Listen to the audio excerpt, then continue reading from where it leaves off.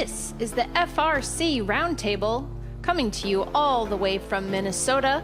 Your host team 2052 Nightcrawler presents this weekly FRC gathering where FIRST Robotics competition teams take cooperation off the field.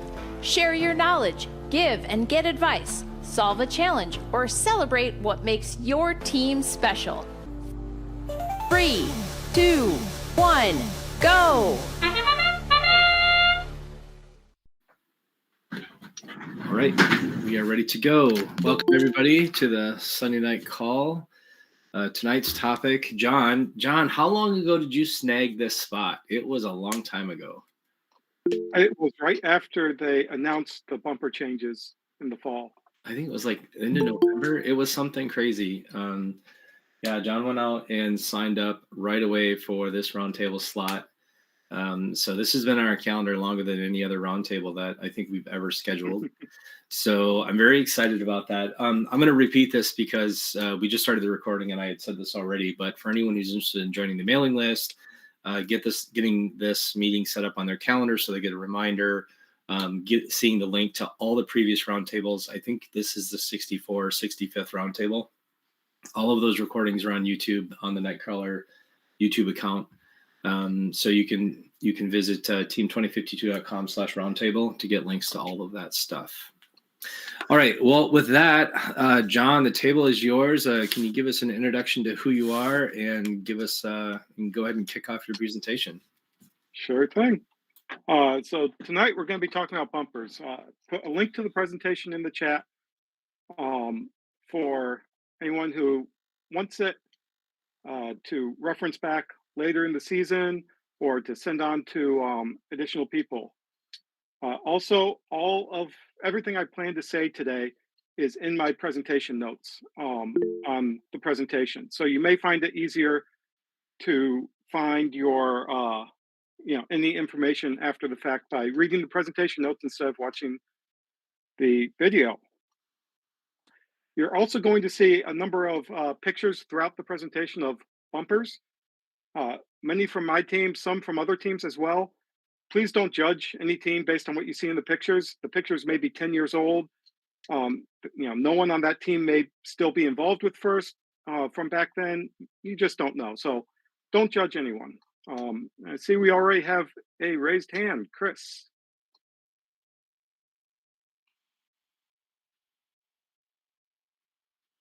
Is that an accidental raise? All right. So who am I? To start with, I've been involved since the 2007 season, which was the Robettes rookie year. So that makes this my 19th season working with FIRST. Back then, the bumper rules were incredibly different than what we see today. In fact, they were optional. So that first year, bumpers were not required on the robot. They didn't have to match your alliance color. They didn't have to have your team number on them. A lot has changed since then, but many of those changes have been incremental. Nothing like the wholesale change we've seen this year. I started inspecting in 2011 when my students kicked all of the mentors out of the pits. It was a great decision for them. They gained a lot of confidence and could show off, what they knew, and it was good for us. We have a lot of mentors still volunteering at events today. After that, I was fast-tracked as an LRI. I do not recommend doing that. It was certainly a challenge, but Minnesota was going under some huge amounts of growth at the time. 2011 was the first year for the Lake Superior Regional, and 2012 was the first year for the Northern Lights Regional. And in 2011 there, we only had one LRI who actually lived in Minnesota, down in Rochester. So we were kind of desperate. And we're fortunately getting better at recruiting key volunteers and getting them into a pipeline early. After that, I got involved with the Minneapolis Regional Planning Committee, and that just split this year into two planning committees, one for North Star, one for 10K, and I ended up on the 10K side of things. And finally, I'm on the board for FIRST Upper Midwest. If anyone has any questions on any of that, let's save those to the end of the presentation so that we can get into our topic for tonight. questions about the bumper specifically after this, please go ahead and raise your hand and we'll answer those as we go. Agenda for tonight. I have a few introductory comments to make about the bumpers and the rules in general, and then we'll get into a review of those rules themselves. There are a number of rules, they interact together. It's going to get detailed. At the end, we'll also have a quick update on the inspection process. This is something that is outlined in the team guide that Nicole has sent out to all of the lead mentors, and it's also in the event rules, but I want to make sure everyone knows about it. High-level notes. It's important to note that what we talk about today may be slightly different a month from now when we all first meet up in Duluth. There are updates through the Q&A and the team updates that not only change the rules, but also can influence how we interpret those rules. So please be sure to check those two resources as you go out throughout the season, especially before you go to your competition, not only for the bumper rules, but for all of the rules throughout the rule book. And as we go through this, I'll be referencing several of those Q&A numbers that have already asked about bumpers and had some answers that actually provide some interesting insight into how we'll be using bumpers and why we did things the way we did. I think the biggest high-level takeaway from tonight is the whole approach to bumpers. It really has changed this year. In the past, the bumpers have pretty much been identical from one robot to the next. First told you how to build your bumpers, and you had to build it the way that they told you. This year, they don't tell you how to build bumpers anymore. They have some restrictions in place, and those are really there focused on providing some protection for other people's robots in the field during collisions, but not really for your own robot. It's possible to build some really lightweight bumpers this year that aren't going to provide the protection you need, and you'll end up damaging your robot, but they'll be legal. It's my hope that throughout this presentation, you can start to see some insight into how LRIs and inspectors see the rules and how we approach them when we're inspecting your robot. Particularly when talking about bumpers, our goal really is to help ensure that your robot stays together as you play the game. No one likes to see a broken robot, especially if it means that you miss a match, as that affects not only you, but your alliance members as well. Every good document starts with a preamble, and the bumper section of the rulebook is no different. There's more to the preamble than I have here, but I wanted to highlight this section particular. In addition to this, they have links to the bumper guide and kitbot instructions that can help you in building your bumpers and attaching them to your robot if you are building the kitbot. This part, however, talks about the tolerance used across the bumper rules. This way, they don't have to include this tolerance in every single rule. Instead, you know that this applies to all of the bumper rules. That means that if you build something that's a little bit off, you're going to be okay, so long as you're building to the listed dimensions in the rules and not really trying to ride that line in terms of getting the smallest bumper or whatever the case may be. And this tolerance really is intended to be there to benefit teams and reduce the number of failures we see during inspection. So as an example, R402A, which we'll talk about in a little bit, requires 2¼ inches of soft padding on your bumpers.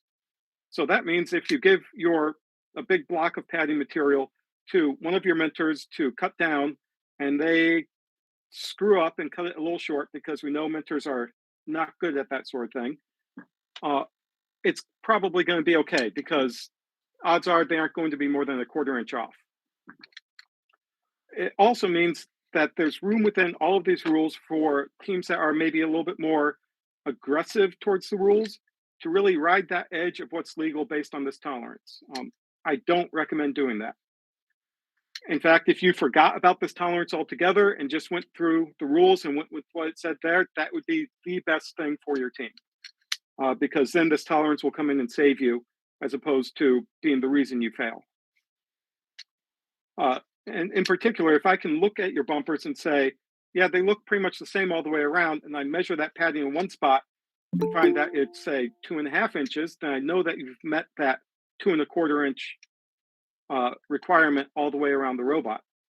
But if I measure it and you're right at 2 inches, then I have to check multiple points across your robot to make sure that I didn't just happen to luck into a thick part of your padding. So please don't take advantage of the tolerance if you can avoid it.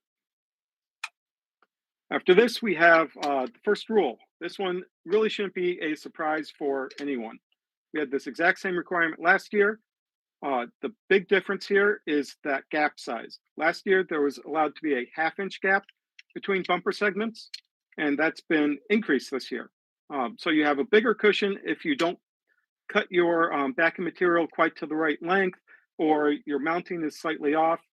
It's not going to be that big of a deal.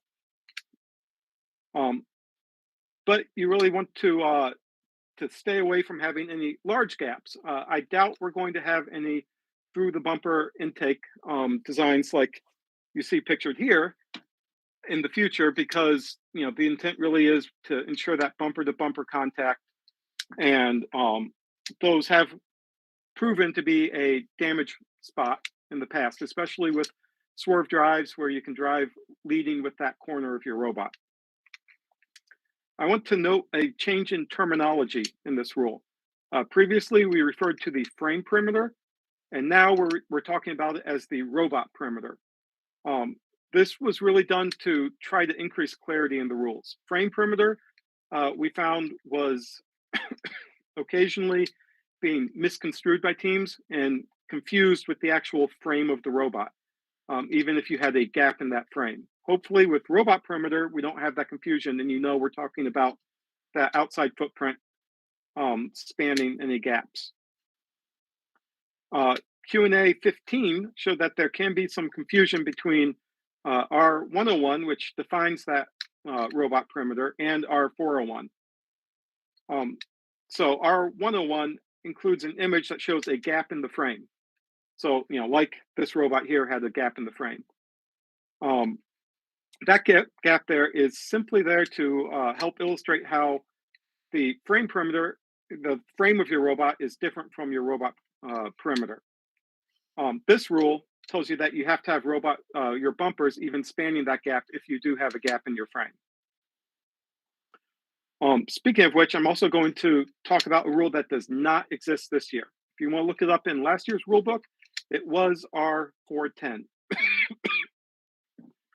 Prior to this year, we had certain requirements around supporting your bumpers with the structure or frame of your robot.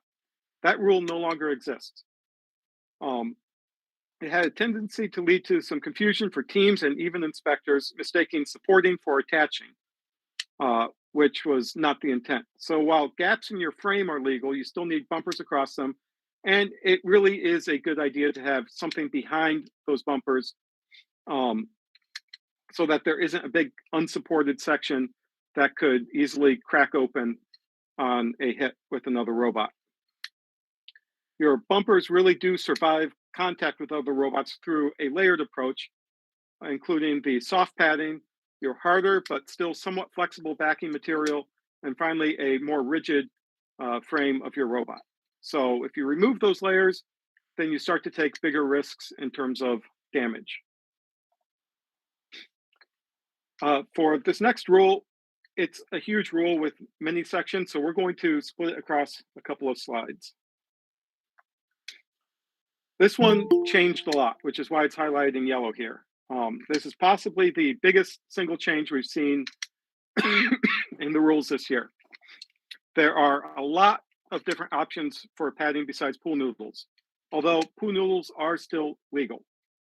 If you aren't using pool noodles, please make sure you have a spec sheet or a product description available for your inspector so we know what's inside your bumper. Keep in mind that the dimensions here do receive that tolerance we talked about in the preamble, but please don't push it too closely. Except in any very exceptional circumstances, your inspector should not be asking you to open up your bumper. That really is something that we don't expect to have to do. We do not have to visually see the padding in order to inspect it. But I bring that up because this is one area, particularly this year, where inspectors may get a little overzealous because some of this padding doesn't feel like what we're used to feeling when we pick up a bumper in the past. So if you are asked to open up a bumper so that they can see what's inside, please ask to talk to a lead robot inspector before you do so. We don't want you to waste time or go through the hassle of having to take apart a bumper if you don't need to. And over a decade of being in LRI, I've only opened up 2 bumpers, and that's seen thousands of robots. In one case, a team had ironed on the numbers onto their bumpers after they assembled them, and they melted the pool noodles, which created a very noticeable difference in how they reacted. In the other, the team couldn't find 2.5-inch pool noodles, so they used 3.5-inch noodles and ran them through their bandsaw to get them to fit. Again, it was something that was incredibly noticeable when you looked at the bumpers and felt them. And in both cases, I actually spent a lot of time talking to the team about what happened before we got to a step of saying, okay, we need to open it up and try and fix this to make it a little bit more legal. I also want to highlight the last line on this rule. You can use different types or shapes of foam, and you can layer them to get the result you want. But you want to be careful with how this interacts with our 407, which we'll get to in a number of slides here. That rule is bumpers shouldn't be wedges. You cannot have a softer material, vertically on the top with the harder material below, such that when you hit, that softer material compresses and it creates a wedge that will cause another robot to drive up on top of you. You also can't go the other way so that you drive up on top of other robots. We also have already had one team this year ask their local LRI about using Great Stuff spray foam to fill in gaps between pool noodles, presumably to give them a firmer bumper and try and fill in some of those holes and overall improve their bumper. That stuff is the type of insulation you might find sprayed in around a door frame before they plaster over the wall. You want to be careful if you are considering anything like that. That type of product is typically a polyurethane and not legal. It's not the polyethylene listed in the rules. So if you do want to consider something like that, get a spec sheet, make sure it is a proper composition in order to be legal. And you also might want to do a test spray first, spray some, let it set, and then see how it reacts. A lot of times with those materials, once you push into it, it permanently deforms and it doesn't spring back like we would want to with a bumper. There is a lot of information out there about squishing foam. In particular, this thread on Chief Delphi, Let's Talk About Squishing Foam, is a great resource to sort of learn about this. They've done a lot of analysis of different materials and different compositions to see how far a certain material squishes given a certain amount of force. And doing that, you can determine how much energy is absorbed when that material squishes. And that's simply by looking at the area under the curve. And so I particularly want to point out the hollow pool noodle, which is this dark blue line down here near the bottom, one of the worst ones we have.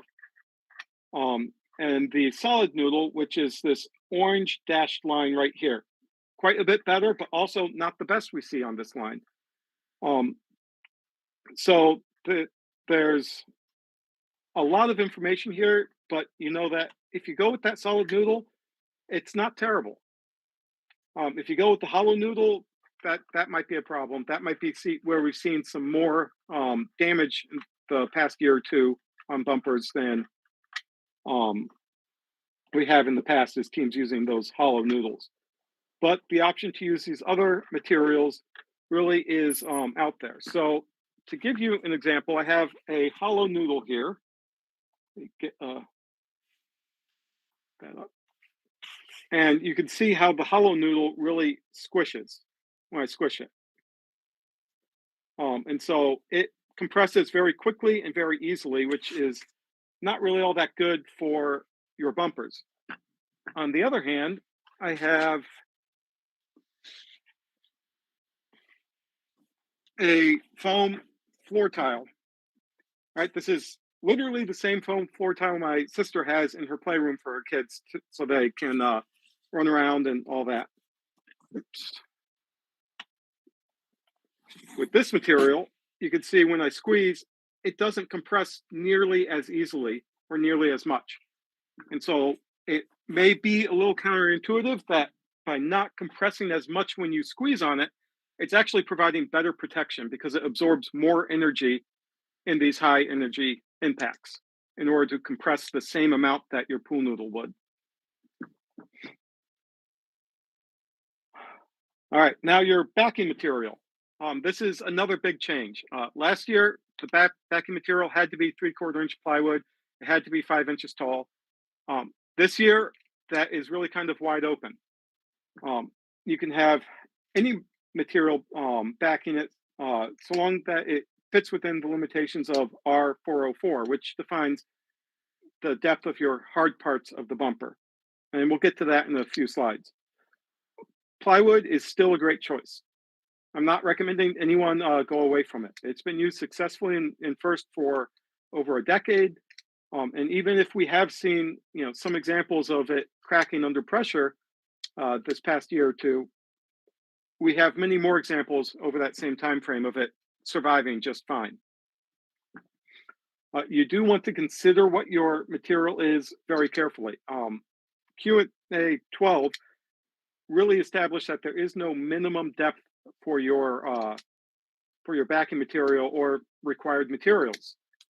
So you could, for example, back your bumpers with some really thin sheet aluminum and call it a day. The problem is, as soon as you get hit, that sheet aluminum is going to bend and stay bent, and it's not going to do you very much good. So this is one area where I would really highly encourage staying with what we know works, and letting someone else take the risk to prove out a new material or a new thickness. There's a second big change that's hidden in here from last year. This rule last year had language around small clearance pockets or holes in the plywood, intended to facilitate getting your plywood really firmly up against your frame. That language, as you can see, no longer exists in this rule, which actually means that you don't have to worry about inspectors trying to determine how small a clearance pocket is in order to pass, or that it doesn't affect the structural integrity of the plywood or anything like that. It really shifts the burden of making sure that your bumper backing material is structurally sound to the team and away from the inspectors. So we'll see fewer, we won't really see inspectors failing teams for having clearance pockets. Instead, we'll see the bumpers failing on the field and then the team having to fix it. So you really should still try to minimize your clearance pockets or anything else that could affect the structural integrity of your material here. I also want to note that there's a minimum height here of 4.5 inches with no maximum height specified. And that means, and there's no rule that says that your bumper has to be the same height all the way around. That means that you can use more functional designs are perfectly legal. It doesn't just have to be for providing that bumper protection on the robot. For example, you could have taller bumpers in the corner to protect your swerve modules and somewhat shorter bumpers in the front so for your intake to go over the top of the bumper. You could also have your bumpers slope towards the middle to help you in centering the cage if you're going after a deep cage climb. So there's a lot of different things you can do functionally with your bumpers this year that you haven't been able to do in the past. I also want to really emphasize the difference between the second red bumper right here and the blue bumpers, right? So this OK bumper, the second one, has backing that is bigger than the padding, while the not OK bumpers have backing that is smaller than the padding. Your backing has to at least be as big as your padding. We don't want your padding overhanging because the padding doesn't really do any good if it has nothing behind it to squish against. And that was emphasized in the response to Q&A 25. We also have Q&A 88, which asked about the extent of the backing material, which basically says anything goes. And it doesn't just have to be limited to this concept of your 3/4 inch plywood or substitute material. You could have your plywood backing your bumpers, and then you could also have, say, a 3D printed cover for your swerve module bolted permanently onto your bumpers as part of your bumper assembly. And then it gets weighed with the bumpers, is part of your bumpers, is determined to be part of your bumper backing material and not part of the robot. Alternatively, we've seen that bumper backing material can go higher, can extend higher, and you could even have it sloped inside of your robot. It can extend as far into the robot perimeter as you want, which may provide some nice functional performances for any teams who wish to go that route. So if you really stop and think about it, these new rules are making bumpers part of the design challenge and letting you use your bumpers to help with the actual design of how you are interacting with the game, and not just something there to protect your robot.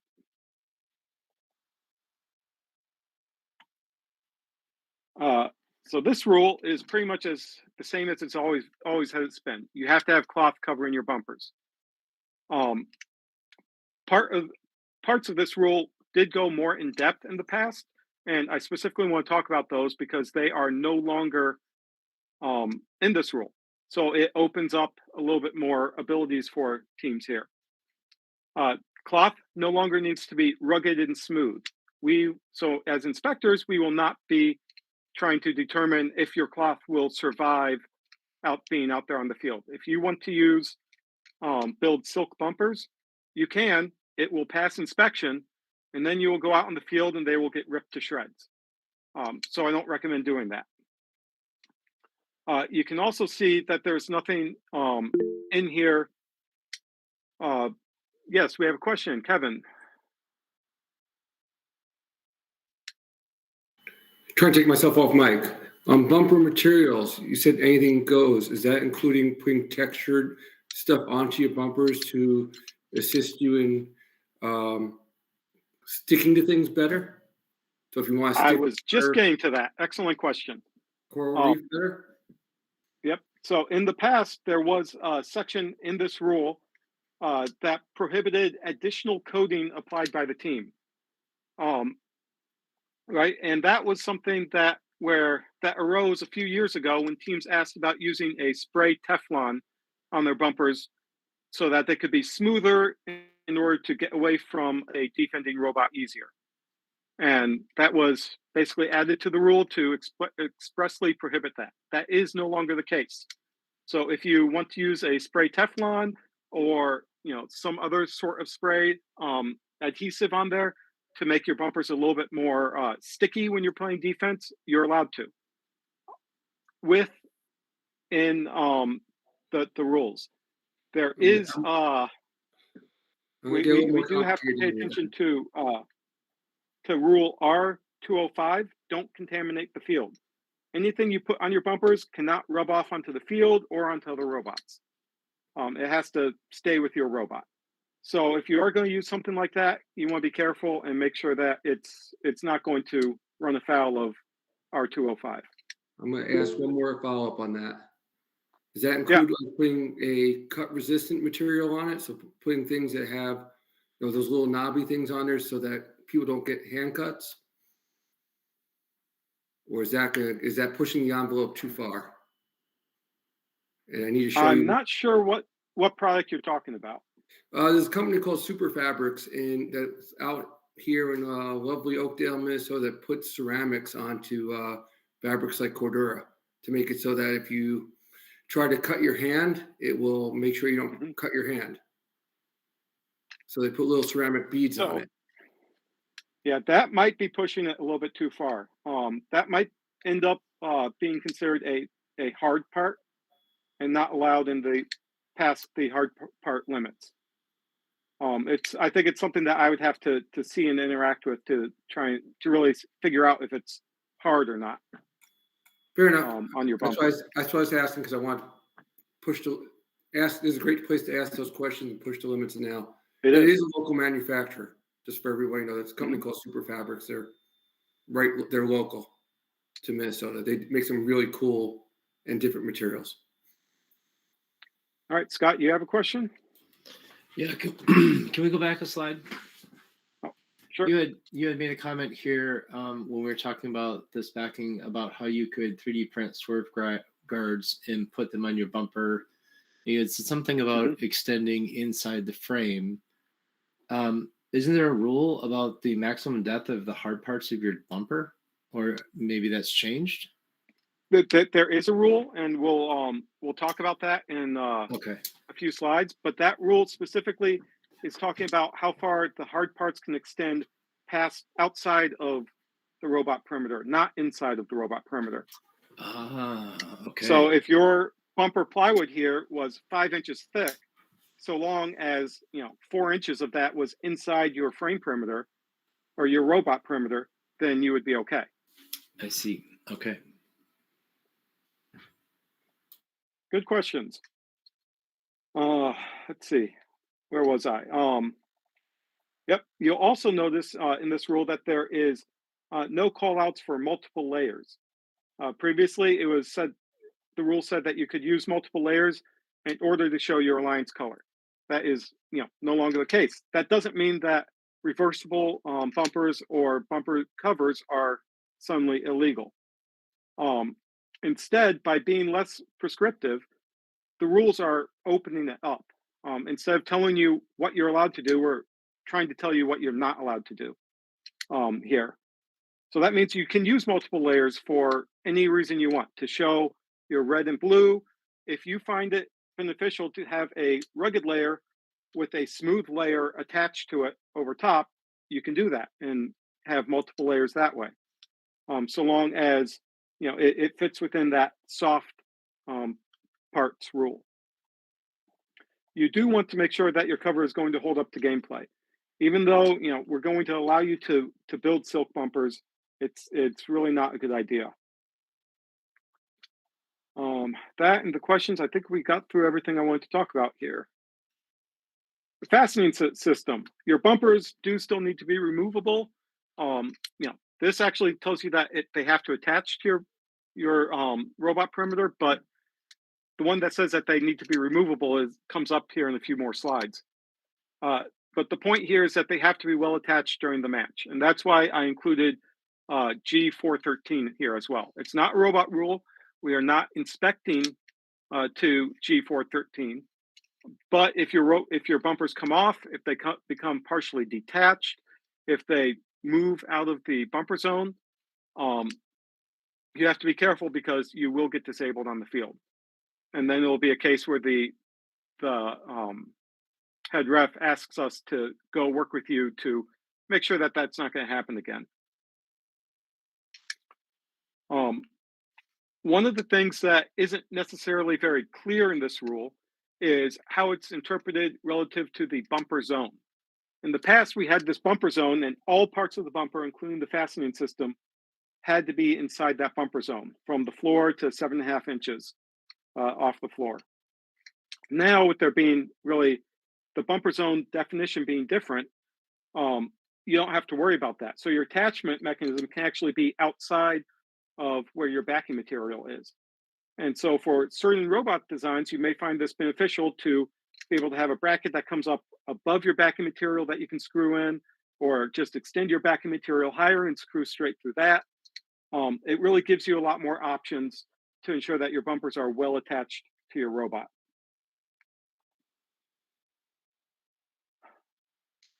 Bumper extension limit. So combined with the earlier rules, this one gives teams more flexibility in adding additional padding if they want. So I think this partially gets to what you were talking about earlier, Scott. Your bumpers can only extend 4 inches out from your robot perimeter. So even if you're dark helmet and you go plaid, you can still only go 4 inches.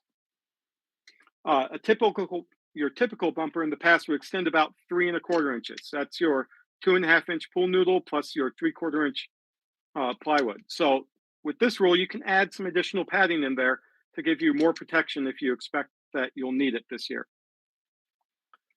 So the biggest variability we'll see in terms of how bumpers look, I think, might come down to how thick is your backing material and how thick is your padding, in terms of how deep your bumpers are. And then, of course, you also have the height of the bumpers being somewhat variable as well. So while your thicker bumpers have the potential to absorb more energy and protect your robot better, that comes at a cost, right? A thicker bumper is going to weigh more, and it's going to give your robot a bigger footprint on the field, which you may not find to be advantageous. So there's probably a balance to be had there from all teams. I think looking at what we've had in the past and using that as sort of your basic guideline is probably a good idea, along with what's required here in the rules. Bumpers must be soft. So this is the other part of the rule, Scott, that you were getting to. It's a little different from last year, but the results really are the same.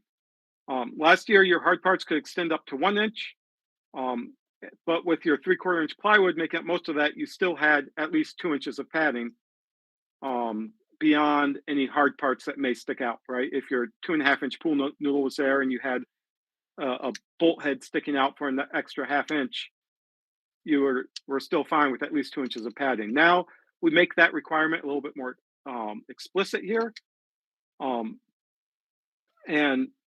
especially with the allowing you to use smaller materials, thinner plywood, or other materials. You have a lot of variability here in terms of whether you go with something very thin but sturdy or something a lot thicker as your hard part backing material.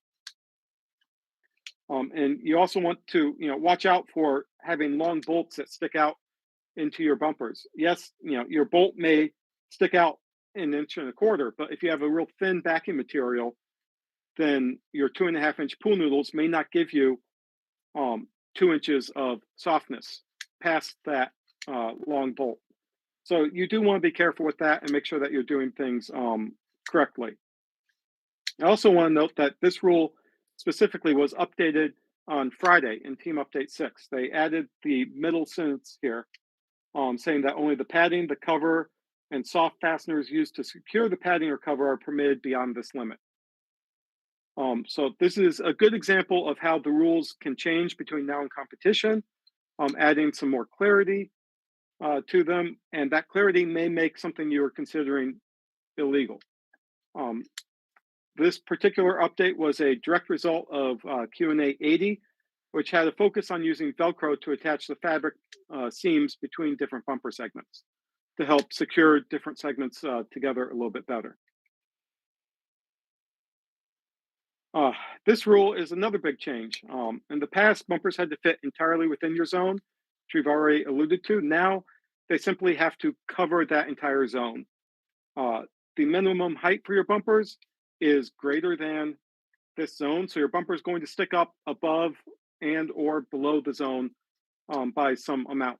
And as you can see in the diagrams here, we have different size bumpers. And the rationale here really is to ensure that we have enough overlap in the bumpers between two robots that we don't see one riding up on the other. In the past, that maximum overlap or the minimum overlap you'd have between two bumpers was 2.5 inches, which is the diameter of your pool noodle. And it made it a lot easier for robots to ride up on each other. Now you have a required overlap of 3¼ inches. So significantly more overlap.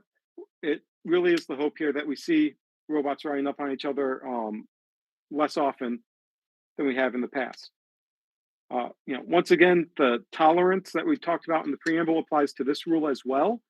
So if you are trying to get that bottom of your bumper right at 2.5 inches or the top, right at 5¾ inches, and you're off by just a little bit, that tolerance is going to come in and save you. So don't rely on that tolerance, but just be aware that it is there if you really want to get close to these limits. It really is to your benefit, though, to maximize that overlap when you are hitting bumper on bumper.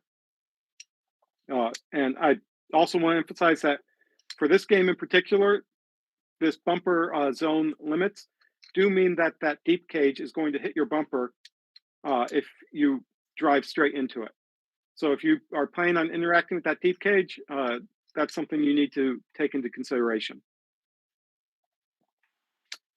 All right, this one has a change in it that is has the potential to impact a lot of teams. You can see from the pictures I've crossed out here that some common construction methods that we've seen across the years are no longer legal. The one on the left here that I have crossed out shows having a pool noodle that is wrapped tightly around the corner in such a way that it compresses that noodle into that corner. By pre-compressing it, you're removing some of the protection that pool noodle has. So that's no longer legal. Instead, it means that you need to have different sections of pool noodle meeting at that corner. And I also want to point out the difference between this one on the right and this third one on the top. Both of those show having your pool noodles or other padding material mitered in the corner. The difference is this one on the right is composed of two different segments, and there is fabric between the two. And the reason for that in particular is because this can leave a gap between the two segments and result in an impact on that corner getting right down to the hard parts. So what I have in my picture here with the two different segments being that a mitered is no longer legal.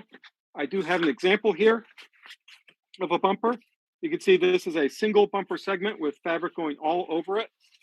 And when I open it up, you can see that the pool noodles inside are mitered to meet at the corner.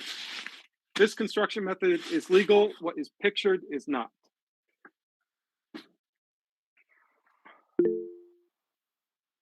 Question AE. Hi, yeah, this is Amanda. I just wanted to specify that these pictures imply that it's okay to radius your corner if you're using two rectangular blocks of foam, as long as you have 2¼ inches from that corner point. Is that correct? Rather than having a square corner? Yep, and that is actually what is in right there in the text, saying that the material has to extend at least 2¼ inches from the corner with no gaps. The purpose there really is that 2¼ inch radius. So I have follow-up question later. You can see this is one of my team's bumpers from this year, and we do have the corner radius. Perfect. My follow-up question to that is, if you are using rectangular pieces such as most of the three top drawings on your slide, the distance out from the corner backer to the corner is going to be larger than the 4-inch limit. And so the diagonal? Yeah, on the diagonal. I've never had, that's probably been that way for years and it's okay, but I just realized that when I was analyzing all these rules. Is that going to be good? I don't foresee that being a problem. But you're right, this diagonal does get much larger than what you have here on the vertical or horizontal on the image. I'm going to bring that up on the LRI Slack and see if we can't get some clarity on that in a team update. I expect that is just fine, and what we really care about, in terms of what you see on the picture, is that horizontal or vertical distance, not the diagonal distance.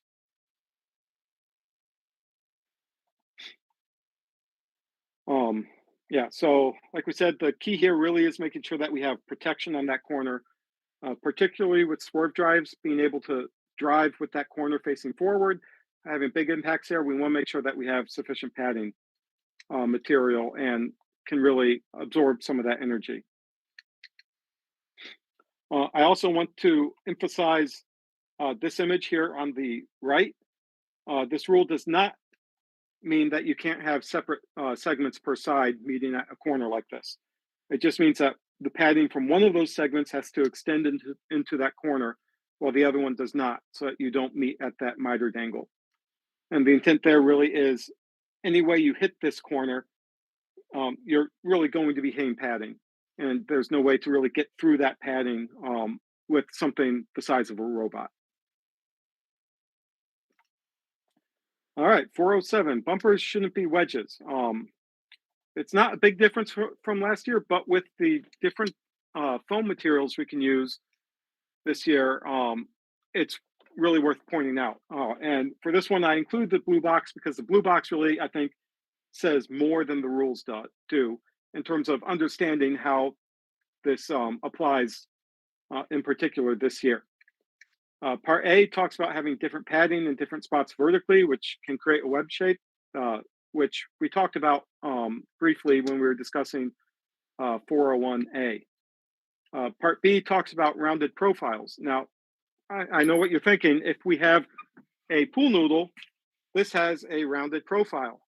And you have two of those, while the tops and bottoms of your bumper is going to be somewhat rounded, like you can see with this one here, where it's rounded a little bit at the top and bottom. That's still legal, and I would use that as my guide as to sort of what the limit is in terms of legal rounded profiles at the top and bottom. Part C talks about that specific profile of your padding.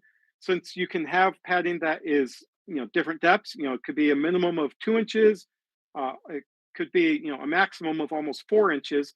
You could just take your padding and cut it in a wedge shape, and that's not allowed here. And so the goal here really is that when two bumper hits, it's a flat vertical surface hitting another flat vertical surface, so that no one rides up onto another one.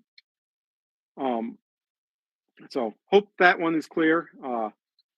I think maybe that might be the biggest risk with allowing us to use different types of padding in our bumpers this year.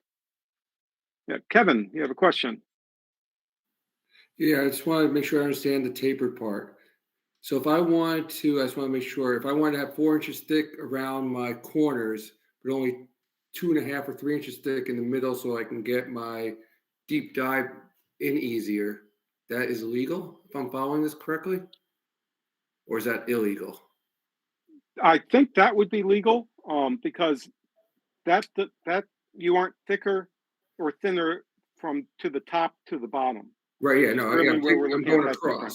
Yeah, that's why I wanted to double check. Yeah, going across, I think that would be okay. Okay. But that might be a good question to ask on the Q&A to get some clarity on it. Thank you. Yep, Scott. John, when I was reading the rules, I thought that the wedge rule, the rounded profile, or the angled profile rule was restricted to you could have a taper, but it had to be outside of our required bumper perimeter. So if you had an 8-inch tall bumper and you put a 45 on the top of it, you'd be okay because that was above the 5.5, 5.25 inch limit. Is that not the case?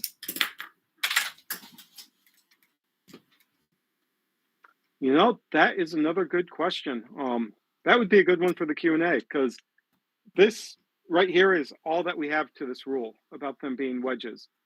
And it doesn't specify, inside the bumper zone or not.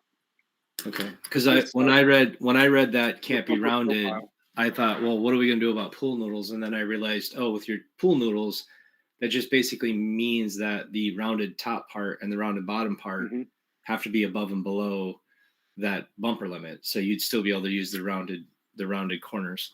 While you continue, I'll go see if I can find what it was that I read that made me think that was the case. Yeah, that'd be great to see. All right, R408, bumpers do still have a weight limit. Now this is different than how we've done it in the past. In the past, you've had a 15-pound weight limit for the bumpers. Now we have a weight limit for the robot of 115 pounds that has been lowered 5 pounds from what we've previously had, and then a weight limit for the bumpers plus robot of 135 pounds. This means that your bumpers can be 20 pounds, they can be 50 pounds if your robot weighs less. So you can really build some sturdy bumpers if you have the weight to do so. And Q&A 102 makes it clear that bumpers don't have to be uniform around the robot. If you need to adjust your center of gravity, building a heavier bumper segment can be a great way to do it, because that puts your weight down low and it gets that weight as far outside the robot as possible, so long as you keep that weight within the hard parts limit. It is, however, in your best interest to avoid the temptation to build some sides of your bumpers light in order to shift that center of gravity. Bumper segments that are trying to push that lightweight side of things are going to be more likely to fail. And if it fails out in the field, you'll get disabled and you're just going to have a bad day. Instead, build 3 sides normally and build that 4th side to be a heavy side, instead of aiming on the light side. There's nothing new with this rule. Bumpers shouldn't move, and they've really never been allowed to move. So Q&A 77 posed a rather interesting question sort of related to this. While that one is mostly around Rule 101, defining the robot perimeter, it impacts this one as well, as it sort of points out that your robot perimeter might be somewhat flexible. If you build your frame out of polycarbonate or something, then that frame might have some flex to it. Minor flex like that is not going to be an issue, so long as there's nothing significant moving your bumpers. In fact, I have seen in the past teams who have built their bumpers and their robot strategically so that they gained a lot of structural rigidity in their robot from having the bumpers attached to the robot, to the point where they wouldn't have driven their robot around without the bumpers attached. So it certainly is possible to have that sort of semi-flexible frame with bumpers attached to it. Just knowing that when we go to measure your frame perimeter, we're going to do it with the robot in its resting state. We aren't going to be trying to compress your frame or flex it in any way. 410, bumpers must come off. Include these pictures because I thought this was a really cool, creative design for attaching bumpers that I saw from a team a few years back. Nothing really new to this rule either.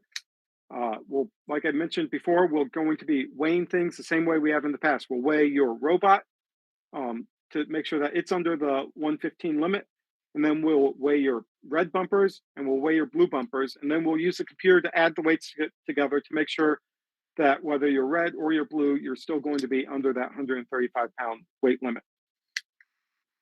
The blue box under this rule provides a guideline that bumpers should be able to be installed or removed by 2 people in under 5 minutes. That's a great guideline. I strongly encourage every team to get to that point where you can put your bumpers on and off very quickly. And that's for your benefit. It is not an inspection requirement. An inspector is not going to be standing there with a stopwatch timing you as you replace your bumpers. But if you make it to the finals, to the playoffs, and you have somewhat quicker turnaround times between matches, you don't want to spend that entire time changing your bumpers from red to blue or vice versa. Make that quick, and then you can spend your time fixing the robot or testing whatever needs to be tested so you're ready to go for the next match. There's really nothing new with this rule either. You need to be able to display both red and blue bumpers. You also can't include any markings other than your team number and the FIRST logo. That means no team logos on bumpers. The biggest issue we've had with this rule, displaying your red and blue alliance color, is with reversible bumpers showing a part of the wrong color. So updated guidance this year says that when we consider this narrow areas of underlying fabric exposed at seams, corners, or folds, means if you have a reversible bumper and the very end of the bumper, there's a patch, about maybe that big of the wrong color showing, that's okay. We aren't going to nail you for that. So you don't have to get real fancy with the sewing on the corners of reversible bumpers if you don't want to. That said, I think you want to make sure that your lines color is obvious. If it's not obvious, there's going to be a problem and they'll disable you on the field. And you want to make your bumpers look good. They are often the first thing people see when they look at your robot, and they form a first impression. The better your bumpers look, the better your robot looks. Team numbers. There's really nothing new with this rule this year. You do have to have your team numbers. You cannot have large gaps between the numbers, like you see in the bottom left picture here. The minimum height for those team numbers is a little less than it has been in the past. I really don't see any benefit to going with those shorter numbers, other than the fact that some off-the-shelf numbers that teams have wanted to use on their bumpers in the past were slightly smaller than was legal, and this makes those slightly smaller numbers now legal. Bigger numbers make it easier to identify your team for scouters in the stands, and you want them to know who you are when you're doing all this great stuff out in the field. So making your numbers obvious and easy to read is definitely to your advantage. In terms of this gap, it can be really tempting to put a big gap in there if you find that the texture difference between your fabric and your numbers causes issues with trying to pick up a game piece. But you aren't allowed to do that. It's a much better idea in that case to put your number off center so that it's off to the side as a full number instead of in the middle of the robot. I've also had teams who wanted to split their numbers like this because they drive with their intake down all the time, and that intake blocks their team number. It's a much better idea in that case to put your team number on your intake. That way, when your intake's down, we can still see your team number. And that's really it for the bumper rules. John, just a clarification, you could put your team number on your intake additionally, but you still need to have it on your bumpers, even if it's going to be hidden by your intake. That's correct. Thank you, Katie. Katie Bach, one of our other regional LRIs here. So I want to talk about process changes here. This comes into effect with E403 and is found in the team guides that Nicole has sent out to the lead mentors. For anyone here who attended Duluth or Grand Forks last year, we had some very, very long lines at inspection. And it took us, an hour or so to clear those lines. And meanwhile, we've got all these robots and teams clogging up the aisles and the pits as they're just trying to get through the scale. And that's what this new rule is intended to address. So by weighing robots and bumpers during load-in on Wednesday night, instead of waiting until Thursday morning after pits have opened, we can get a start on that and avoid having all these robots queued up first thing in the morning on Wednesday.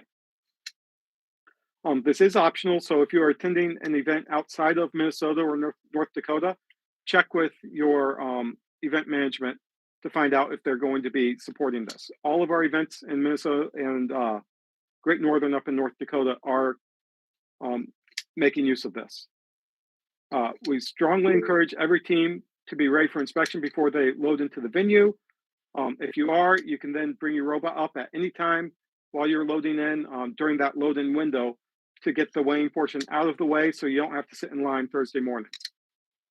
I want to emphasize that there is no rush to weigh in during the load-in period. It doesn't matter if you weigh in at 8:30 when we close the pits, or if you're weighing in at 6 o'clock when pits open. It doesn't give you any advantage either way. The change here is really not intended to give any team an advantage in getting through inspection quicker.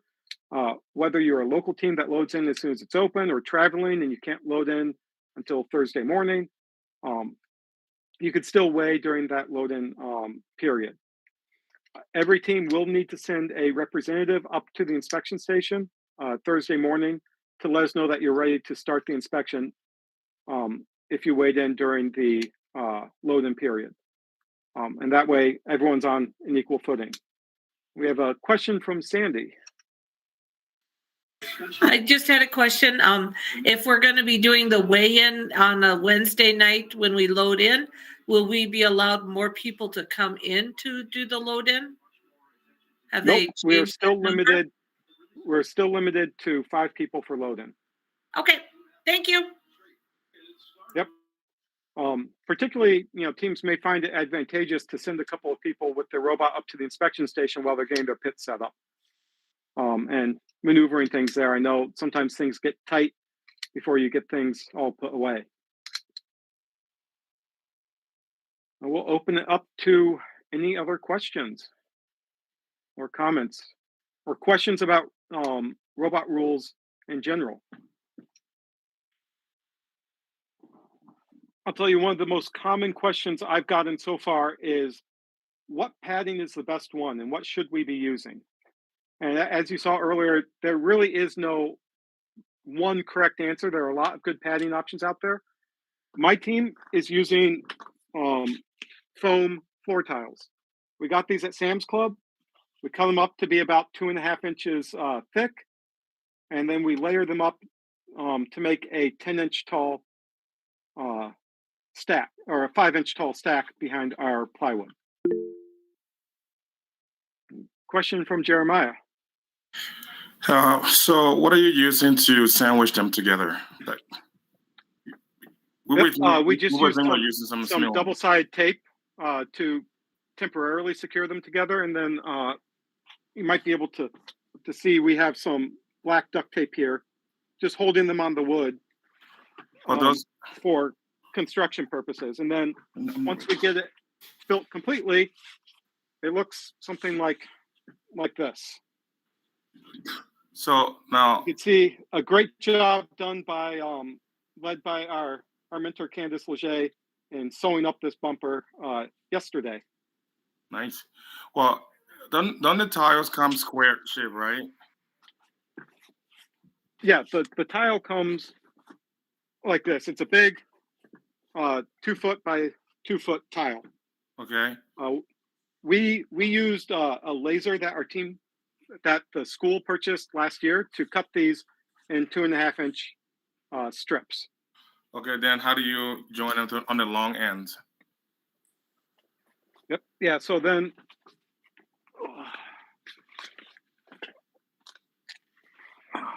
my office is really not built for having bumper-sized things thrown around here. You could see, right here, it's just a butt joint. Okay. For there, in the middle where it needs to go.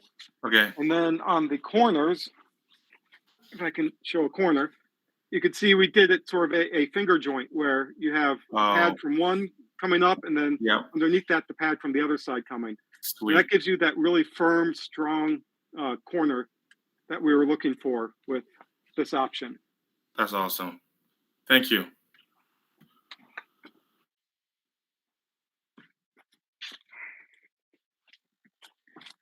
Other questions about bumpers or robot rules in general?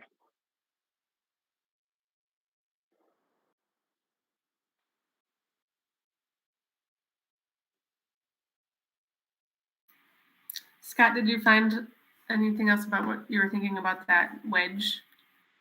Yeah. I haven't found it yet. I was certain that the rule for the wedge was within the bumper, referred to within the bumper zone. But now I don't see it, so maybe I just dreamed it. I am not sure. You might be thinking because it says must not act as wedges when interacting with other bumpers. And so I think there's probably an argument to be made that if it's outside of the zone that's guaranteed to interact with other bumpers, then, just like the top of a pool noodle being rounded, as it tails away from the flat surface that interacts with other bumpers. I agree. That is less critical. I agree. I mean, I think there is an argument here that especially if let's say that you made your bumpers really tall in the corners to protect your storage modules. If you 45 them away, but that 45 started 8 inches off the ground, that wouldn't be a violation. But I don't see it. I don't see what I thought I saw previously. So I don't think it's there. I think I found it. Oh. So Team Update 3 removed an example from R407. So there was the example, bumpers with significantly rounded profiles near the top of the bumper zone as the example was removed as a result of Q&A 26. And they specifically in the Q&A said a pool noodle used as part of padding may be located with the top of the noodle at the top of the bumper zone without violating R407. Okay. So that's probably what I read before now is no longer even in there. Okay. All right. Thanks. Yep. Kevin, you have a question. So question, comment. When the bumper rules first started coming out, I didn't read them carefully enough, so I reached out to some global manufacturer foams. And they mentioned to me that polyurethane foams were better than polyethylene foams because they are more resistant, and that over the time of use, they will continue to give you the exchange that you're looking for versus a polyethylene foam. You mentioned that polyurethane isn't allowed from a different part of it. Is there a reason that polyurethane foams aren't allowed? Is there changes potentially that could happen to bring those types of questions up? I'm just curious. That's a great question. The committee that was investigating the bumpers last summer came up with the list of approved padding. And I'm not privy to how they came up with that or what other materials they may have considered. But it does specify pool noodles, solid polyethylene closed cell foam, or solid EVA closed cell foam, or foam floor tiles. So polyurethane is not on the list. Yeah, no, I understand that. I guess the question is, how do we bring those comments up maybe not for this year, but maybe for next year as as improvements? Yeah, so if you were to ask that question on the Q&A, I think the answer they would give you would be that, it's not the right spot for it. Instead, they would encourage you to email the team advocate or team support at FIRST Robotics Competition at firstinspires.org. Perfect. With your thoughts. Thank you. Mm-hmm.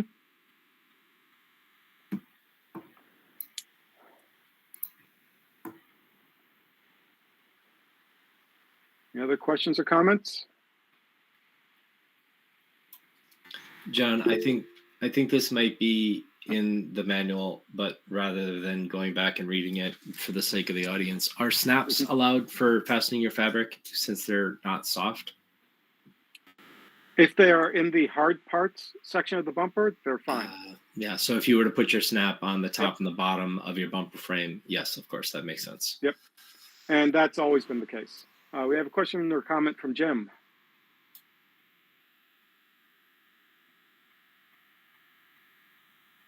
You're muted if you're talking. Yep, just a second. Yeah, I had to get hold my mouse again. Sorry about that. Question / observation, basically for everybody. Jonathan, probably you and Katie more so because you've done more of this. But with the foam materials being 10, 15, 20% more dense than what the pool noodles were, and if you're using the same cross section of the bumper, when you got the round pool noodle versus these other foams, so you got maybe roughly 20% more foam, at what point do you get the bumper so stiff that it starts to transfer that energy into the robot and potentially cause damage, to connections or other things? Where's the point of diminishing returns? I'm just wondering what people's thoughts are on that. Yeah, that's a great question. If you read through that, let's talk about squishing foam thread on Chief Delphi, you'll see a lot of analysis about, amount of energy absorption. And, one of the things that really stood out to me there is that solid pool noodles absorb about 20% more energy than your hollow noodles. And then the best, we have data for in that thread is about 70% better than those hollow noodles. And so if you consider two max weight robots hitting each other, going full speed, from across the field, you end up with somewhere around 12 to 1500 joules of energy in that collision. And these bumpers, for the best we have, can absorb somewhere around 1,000 joules of that energy, which I think is great. Whereas your pool noodles would be more like 600, 500, somewhere around there. Okay, thank you. Mm-hmm.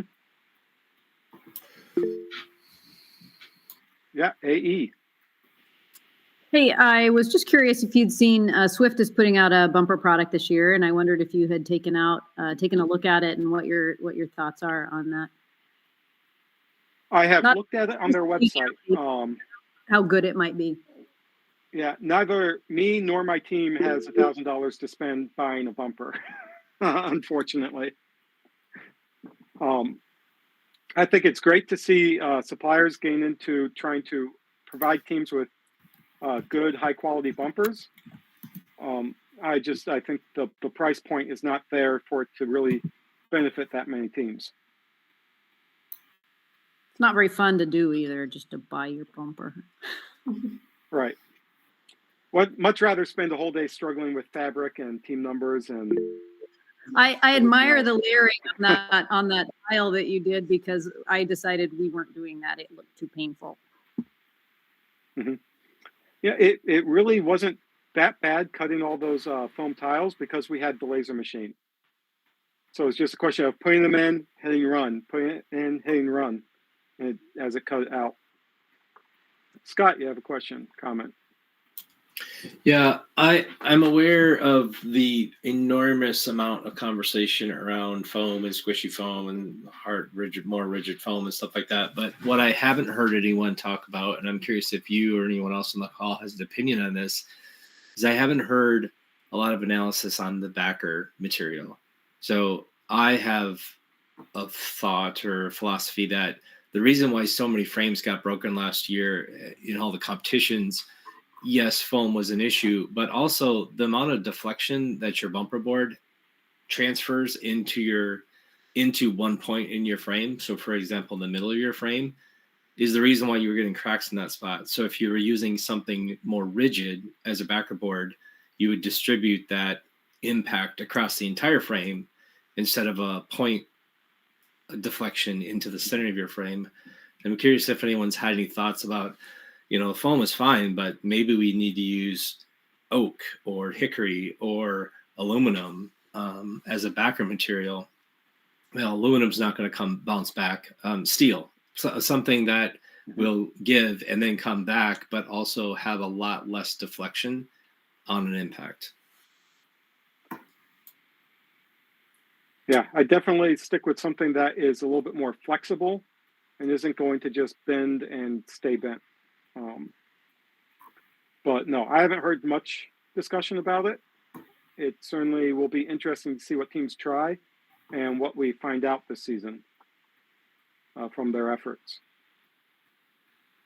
So some of the things, Scott, with the backer, I think we try to do a test on one of our prototypes, and it was, if you're gonna use 3/4 inch plywood, use a really good plywood. Don't use cheap plywood, because plywood is meant to withstand a lot of force, and that's why it's layered. But if you go buy something that's crooked with a lot of imperfections in the wood itself, because you're buying it from a construction grade, I would not use a CDX. I probably use a 3/4 inch plywood that's meant for much more with all the meat in it, not chipped out, missing part here and there, because then those are all factors that you are introducing into that force transfer factor part. Mm-hmm. And I think John mentioned it early on, but probably worth pulling into this discussion as well, is that we used to have a requirement about the maximum span, basically, that your plywood could cover before you then had to have more frame material behind it. That's not a rule anymore. So you're relying on your design and your backer to provide the structural rigidity. And it could be a long span between pieces on your frame. So something you want to think about, and you can add aluminum or steel behind parts of your wood if you want to help with that as part of your backer. Yeah, another thing to consider, I think in the picture I had on that that showed the broken plywood on that slide, you could see that the plywood was only broken at the top of the bumper and not at the bottom. And I think that was in part due to how it was attached to the robot. The frame material behind the bumper was only on the bottom of the bumper. So it broke on the unsupported top portion of the bumper. So supporting your bumper with more rigid material behind it is certainly beneficial. Lisa, you have your hand raised. I do. I'm wondering about people who had their frames broken last year, if their bumpers were constructed in multiple pieces. Like the ones you were showing from 2177 were a box, but sometimes I see two C shapes. And I'm wondering if damage that people were seeing were at those gaps between two C shapes, or if they were under, the damage to the frame was under a full span, or if nobody really knows, it just happened where it happened. I don't know. I do know that my team's frame did actually crack in half at one of the competitions, and we had a full box bumper. And the crack happened right in the middle, and it was really due, I think, more due to the rev extrusion that had some issues last year than anything else, as well as the design of the robot and how it was supported right there. Okay. Thank you. Scott. We had a full frame, full circle bumper. We took damage on all sides of our robot last year in our first regional, and we were also using the oversized oodles of noodles. Their nominal diameter was almost 2 3/4. It was 2 5/8, solid core. They're really good oodles of noodles. And we took damage in the middle of our frame on all four sides with a full box and really, really good padding, which makes me raise the question about the deflection of the backer board. Mm-hmm. For sure. Thanks. Yeah, and I think some of that came not just from robot on robot impact, but robot on truss impact. I think really played a big part last year. Those trusses were just murder on robots. Any other questions or comments?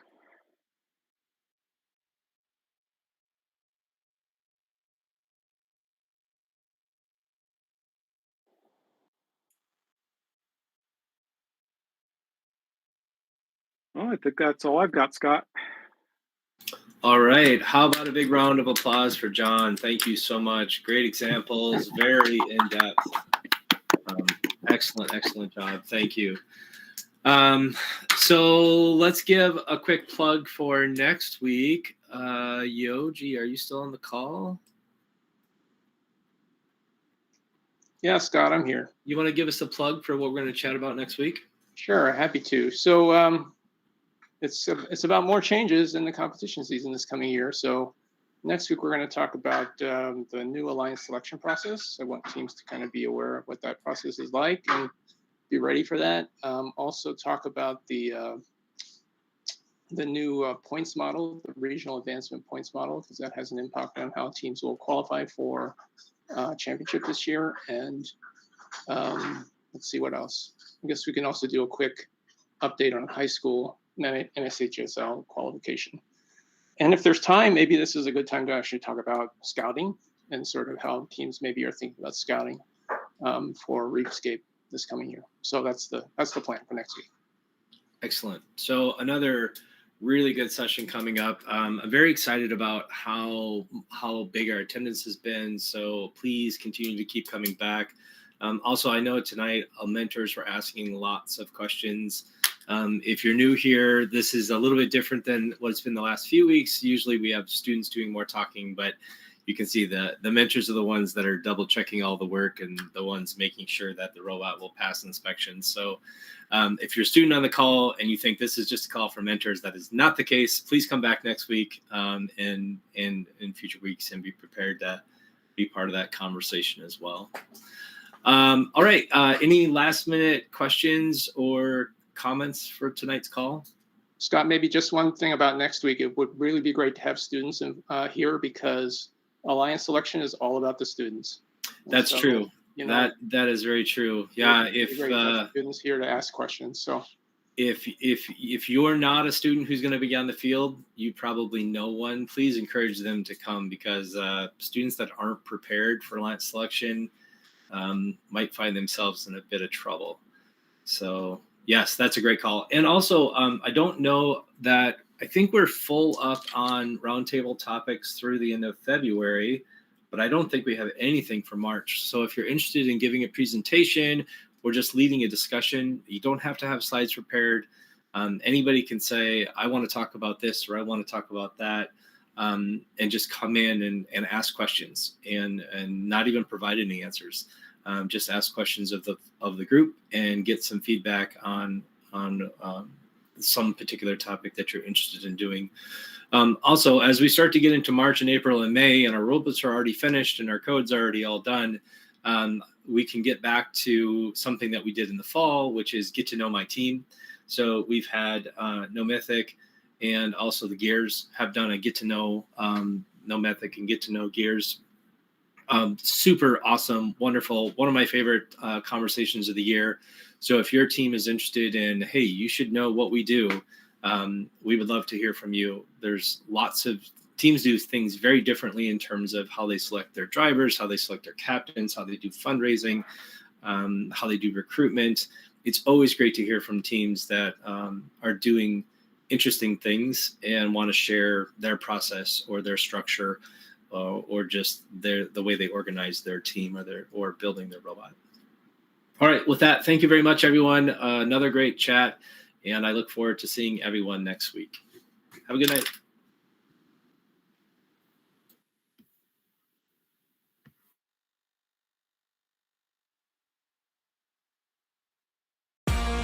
That's it for this week's FRC Roundtable.